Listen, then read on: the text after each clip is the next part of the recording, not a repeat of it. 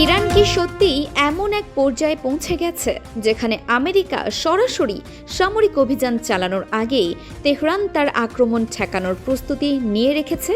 ইরানের নতুন ক্ষেপণাস্ত্র কি সত্যিই আকাশে উঠতে উঠতেই গতিপথ বদলে ফেলতে পারে? আর যদি তাই হয়, তাহলে কোটি কোটি ডলারের মার্কিন এয়ার ডিফেন্স সিস্টেম কি এই নতুন কৌশলের সামনে বিভ্রান্ত হয়ে পড়তে পারে? সবচেয়ে বড় প্রশ্ন, সাম্প্রতিক সংঘাত কি সত্যিই প্রমাণ করেছে যে ইরানের বিরুদ্ধে যুক্তরাষ্ট্রের প্রচলিত সামরিক কৌশল আর আগের মতো কার্যকর নয়? আমেরিকার সামরিক পরিকল্পনার সামনে ইরান এখন যেন এক নতুন ধরনের চ্যালেঞ্জ। তেহরানের দাবি শুধু নিজেদের ভূখণ্ড রক্ষা নয়, শত্রুপক্ষের সামরিক সক্ষমতাকে তাদের সীমান্তের বাইরেই আঘাত করার মতো প্রস্তুতিও রয়েছে ইরানের। সম্প্রতি ইরানি সেনাবাহিনীর উপনির্বাহী সমন্বয়ক ব্রিগেডিয়ার জেনারেল আলী রেজা শেখ বলেছেন, ইরানের মাটিতে যুক্তরাষ্ট্র বা অন্য কোনো শত্রু দেশের স্থল অভিযান শুরু করার সুযোগ দেওয়া হবে না। তার দাবি, কোনো অভিযান শুরু হওয়ার আগেই প্রতিপক্ষের গুরুত্বপূর্ণ সামরিক সক্ষমতাকে আঘাত করার চেষ্টা করবে ইরান। জেনারেল শেখের বক্তব্যে বিশেষ গুরুত্ব পেয়েছে ইরানের ড্রোন সক্ষমতা। বিশেষ করে আরাস ড্রোনকে ইরানের অন্যতম গুরুত্বপূর্ণ অস্ত্র হিসেবে তুলে ধরা হয়েছে। ইরানের সামরিক কর্মকর্তাদের দাবি, তাদের ক্ষেপণাস্ত্র ও ড্রোন সক্ষমতার বড় একটি অংশ এখনও অক্ষত রয়েছে এবং দীর্ঘমেয়াদী সংঘাতের জন্য তারা প্রস্তুত। তবে এসব দাবি নিয়ে স্বাধীনভাবে যাচাই করা তথ্য সীমিত। তারপরও ইরানের সামরিক প্রযুক্তির একটি বিষয় আন্তর্জাতিক পর্যায়ে বিশেষ নজর কেড়েছে, আর সেটি হলো নতুন প্রজন্মের ক্ষেপণাস্ত্রের ম্যানিউভারিং ক্যাপাবিলিটি। আইআরজিসির কর্মকর্তাদের বক্তব্য অনুযায়ী নতুন কিছু ইরানি ক্ষেপণাস্ত্র উড্ডয়নের সময় গতিপথ পরিবর্তন করতে সক্ষম। যদি এই সক্ষমতা প্রত্যাশিত মাত্রায় কার্যকর হয়, তাহলে প্রচলিত মিসাইল ডিফেন্সের জন্য লক্ষ্যবস্তুর গতিপথ অনুমান করা আরও কঠিন হয়ে উঠতে পারে। কারণ একটি ব্যালিস্টিক ক্ষেপণাস্ত্রের গতিপথ যত বেশি অনুমানযোগ্য, সেটিকে শনাক্ত ও প্রতিহত করার পরিকল্পনাও ততটাই সহজ। কিন্তু মাঝপথে গতিপথ পরিবর্তন হলে প্রতিরক্ষা ব্যবস্থাকে দ্রুত নতুন করে হিসাব করতে হয়।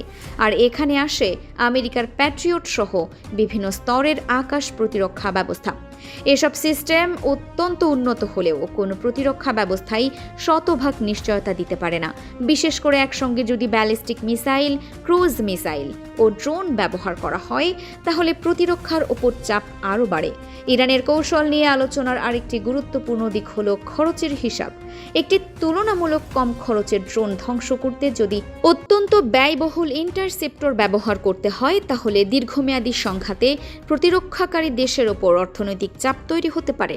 এই কারণে আধুনিক যুদ্ধে শুধু অস্ত্রের মান নয়, অস্ত্রের খরচ এবং উৎপাদন সক্ষমতাও গুরুত্বপূর্ণ হয়ে উঠেছে। ইরানের সামরিক কর্মকর্তারা আরও দাবি করেছেন, সাম্প্রতিক সংঘাতের কয়েক সপ্তাহের মধ্যেই যুক্তরাষ্ট্র বুঝতে পেরেছে যে তাদের কৌশল প্রত্যাশিত ফল দিচ্ছে না। এমনকি ইরানের নিঃশর্ত আত্মসমর্পণে বাধ্য করা, দেশটির তেল সম্পদ নিয়ন্ত্রণ করা কিংবা রাজনৈতিক ব্যবস্থা পরিবর্তনের মতো লক্ষ্য যুক্তরাষ্ট্র অর্জন করতে পারেনি বলেও তেহরানের পক্ষ থেকে দাবি করা হয়েছে।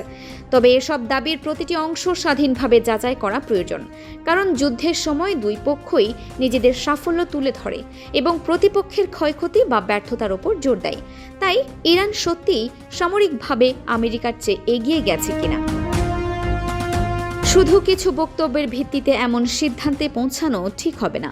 তবে একটি বিষয় অস্বীকার করার সুযোগ নেই, ইরান গত কয়েক দশকে নিজেদের ক্ষেপণাস্ত্র ও ড্রোন সক্ষমতার ওপর ব্যাপকভাবে বিনিয়োগ করেছে। বিশেষ করে স্যাটেলাইট, যুদ্ধবিমান ও অত্যাধুনিক প্রযুক্তিতে যুক্তরাষ্ট্রের সঙ্গে সরাসরি প্রতিযোগিতা না করে তেহরান বেছে নিয়েছে তুলনামূলক কম খরচের মিসাইল, ড্রোন এবং অ্যাসিমেট্রিক ওয়ারফেয়ারের কৌশল। অর্থাৎ শক্তির সঙ্গে শক্তির সরাসরি লড়াই নয়, বরং প্রতিপক্ষের দুর্বল জায়গা খুঁজে সেখানে চাপ তৈরি করা। এ কারণেই ইরানের সামরিক কৌশল নিয়ে শুধু মধ্যপ্রাচ্য নয়, বিশ্বের অন্যান্য সামরিক শক্তিও আগ্রহ দেখাচ্ছে।